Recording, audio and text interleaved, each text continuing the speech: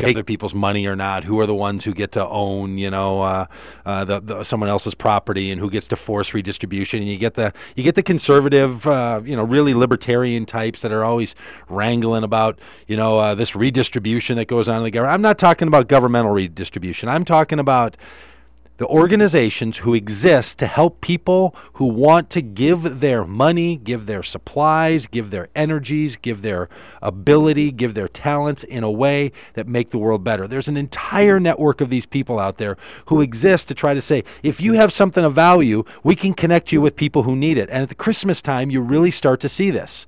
You see people standing on street corners, they're ringing those bells, the Salvation Army people. They're doing it in their own particular way.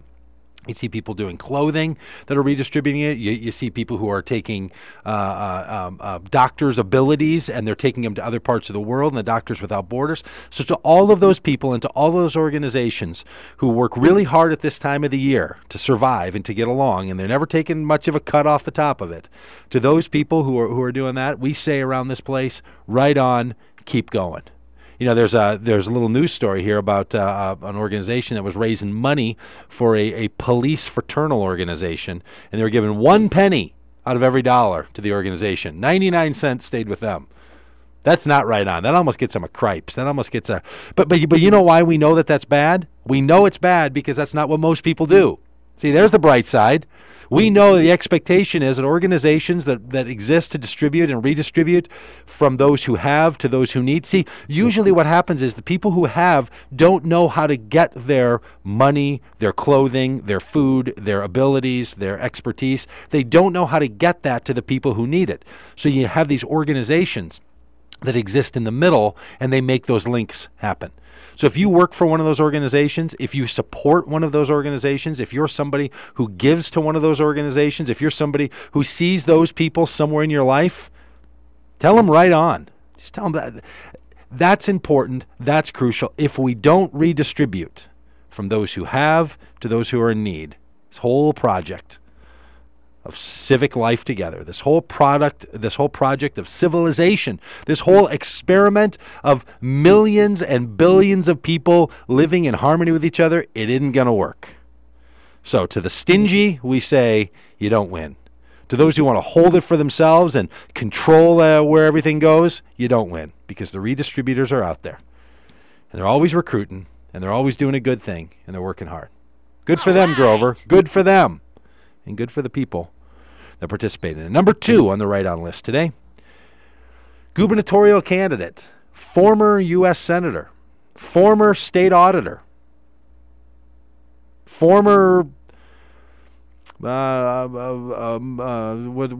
do they call those stores, like a Dayton's and a Macy's, former, what kind of stores are those, Grover? People are yelling on the radios right now. What are they called? They're called department stores. Department stores. Former department store heir, Mark Dayton. He gets a right on today. I'm not sure he's the best candidate. I'm not sure. I don't know. I haven't paid too much attention to that. I'm not sure that some of the decisions that he made as a senator, like closing down the senator's office, I'm not sure how well that's going to go. This isn't a political plug. I mean, I like the guy. I think he'd make a fine governor. I just don't know all the other ones out. Got an article in the paper today. Article in the paper. And interestingly, it's in the opinion section. Headline, Dayton reveals a private struggle. He struggles with depression. He's come out and said that he struggles with depression. He also came out and said in the same interview that at the end of his senatorial experience, he fell off the wagon, went back to drinking, and put himself into Hazleton. It says it right here in the article. He's outing himself. Look, I struggle with depression. I was a long-time alcoholic. I fell off the wagon. I've dealt with those things. I want to deal with them. I'm a person of integrity. I'm a person who's upfront about it. Now, look, I know the cynics of this world. I know there's some cynics in this world. The cynics in this world, they're going to say, it's just political. He's just getting out in front of it. He's afraid it's going to get released on him. He's afraid other people are going to talk about it, and he wants to be the one who gets himself out in the front. I know that that's how people are going to spin it. It might not have been the main reason. And even if it's went true, into the thinking of it. Yeah. I mean, look. When you're running for office, everything you do is a part of it. Where you buy your clothes, where you get your gas, if you tip at your local restaurant or not, it all plays into it, right? No question about it. But for the guy to come out and say, "Look, I struggle with depression. which is still a quite stigmatized mental health issue in this world that we live in. I'm not sure it's going to help him. He's trying to say, look, I understand it, I get it, and nearly every family has people in their families who deal with a clinical level of depression. Now, he says that his is sort of manageable and hasn't affected his life or not. But good for him to come out and say, you know what? I have depression. You know what? I have a drinking problem, which is very often for people connected to depression. It's a way of self-medicating the depression and saying, and you know what? If you vote for me for governor, that's me. You got to take that in the mix. That I can be a valuable, a contributor, a leader in the political conversation in this state, even though I struggle with depression. And to Mark Dayton, I give him a right on. He's welcome in this studio anytime during Doug Pagitt Radio. Because a guy who will step up and say, that's who I am, because there's a lot of people who struggle with it. So if you're one of those, just know it's okay to talk about it. It's tough. It's hard.